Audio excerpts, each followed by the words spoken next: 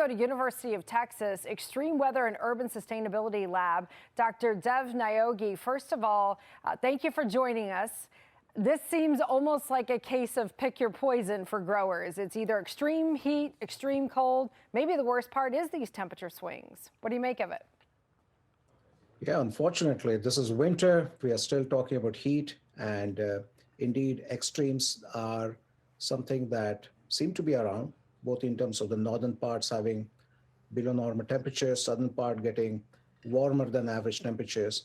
And it certainly could be the harbinger of things that are expected in a La Nina winter going forward. So yes, this is pretty interesting weather. Is it worse for the growers when things get too cold too quick, or is it the heat that sort of sneaks back up on them? See, plants are much like humans. I mean, when we have really high temperatures or really cold temperatures, it can be fatal for us, and the same for plants.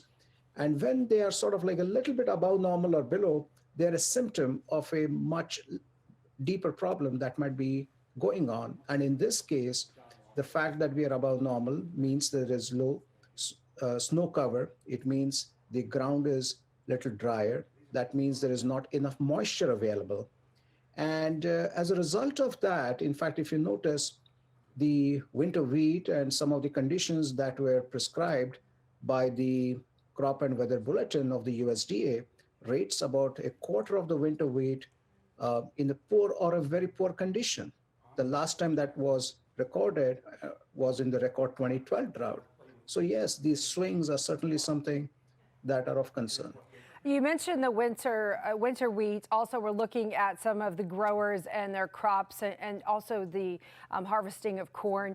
Is it more major agricultural crops, or is it more sensitive things like fruits and vegetables that are affected by this? Is this something that we're going to see reflected in the grocery stores?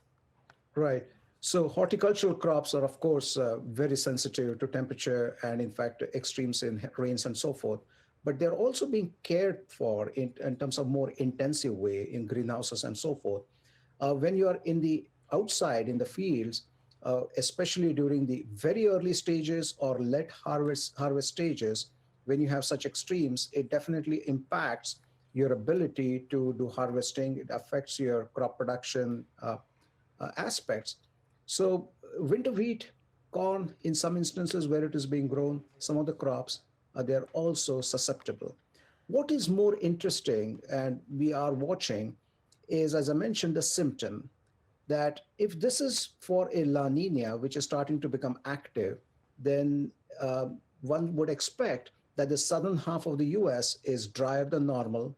It is perhaps more drought prone, and the northern half is going to be more colder and wetter than normal.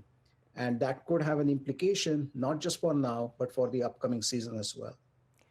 Good luck with your studies there at the lab. Dr. Niyogi from the University of Texas. Thanks for your time.